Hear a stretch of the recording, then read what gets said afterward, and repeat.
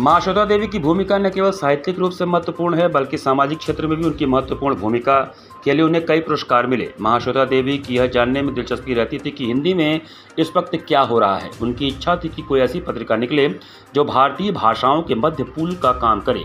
उनकी इस इच्छा को ध्यान में रखकर उनके बेटे नवारुण ने भाषा सेतु बंधन नाम से बहुभाषिक पत्रिका निकाली। उन्होंने बताया कि महाश्वेता देवी कहती थी कि लेखक को अपने लिखे को अपने कामों में जस्टिफाई करना चाहिए।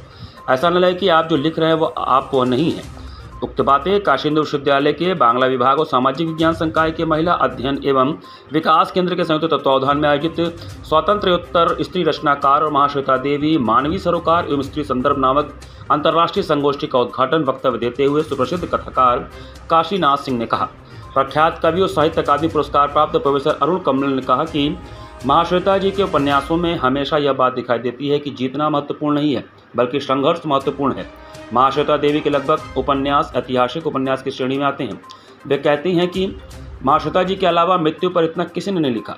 1084वें की मां नामक उपन्यास में वे स्त्री और उससे संबंधित विभिन्न पहलुओं को रेखांकित करती हैं। वे कहती हैं सबसे मुश्किल है अपनी तरह होना। महाश्वेता देवी ने मृत्यु और अंधेरे के तमाम बिंब हमारे सामने लाए। अरुण कमल कहते हैं कि महाश्वेता देवी हारे हुए और संघर्ष करने वालों की लेखिका है।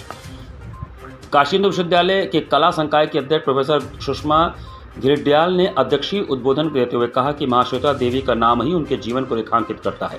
समकालीन कविता की प्रख्यात कवित्री और महत्वपूर्ण स्त्रीवादी चिंतक प्रोफेसर सविता सिंह ने बीज वक्तव्य देते और महाश्वेता देवी के लेखन का स्त्री पाठ करते हुए कहा कि महाश्वेता देवी के अंदर एक फेमिनिस्ट जीनियस बैठा हुआ है। महाश्वेता देवी एक ऐसे परिवार से आती है जो उन्हीं की तरह और उन्हीं के स्तर पर जाकर सोचता था। अपने लेखन में जिन स्त्रियों का चुनाव वे किया करती थीं, रुदाली, शनिचर, द्रौपदी आदि हैं। किसी पुरुष लेखक के यहाँ हमें ये चरित्र नहीं मिलते। उनके ये चुनाव ही महाश्वेता देवी को एक फेमिनिस्ट लेखिका घोषित करती हैं। रुदाली नामक कहानी का उदाहरण देते हुए वे कहती हैं कि औरतें ही हैं जो सब कुछ सहते हुए अपना जीवन व्यतीत कर रही हैं और उन्हें ही भाड़े पर रोने के लिए बुलाया जाता है। सविता सिंह कहती है कि शिकार नामक कहानी के माध्यम से महाश्वेता देवी दिखाती है कि जानवरों की तरह अधिकार में लेने वाले व्यक्ति पर उसका पलटवार भी हो सकता है। महाश्वेता देवी पितृसत्ता को समझते हुए उन्हें रेखांकित करने का प्रयास करती हैं। महाश्वेता देवी के लेखन में यथार्थ से टकराव है जो एक स्त्रीवादी समझ है। सत्र का संचालन काशी हिंदू विश्वविद्यालय के हिंदी विभाग में सहायक आचार्य डॉक्टर प्रीति त्रिपाठी और धन्यवाद ज्ञापन इतिहास विभाग में आचार्य प्रोफेसर मालविका रंजन ने किया। बांग्ला की बहुत ही महत्वपूर्ण लेखिका महाश्वेता देवी, जो एशिया के सबसे महत्वपूर्ण पुरस्कार रेमन मैग्सेसे से सम्मानित थी और इसके साथ ही भारत के सबसे बड़े साहित्यिक सम्मान भारतीय ज्ञानपीठ से सम्मानित थी। ये उनकी जन्म शताब्दी का वर्ष है।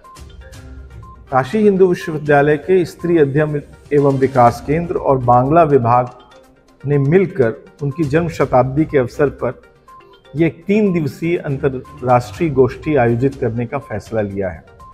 ये आज यानी 11 अप्रैल से 13 अप्रैल तक 3 दिनों तक आयोजित होगी, जिसमें विदेश से 6 मेहमान आए हुए हैं, श्रीलंका से, नेपाल से, बांग्लादेश से और उसके साथ ही भारत के विभिन्न हिस्सों से लगभग 30 अतिथि महाश्वेता देवी के अवदान पर बोलने के लिए इन 3 दिनों में आमंत्रित किए गए हैं।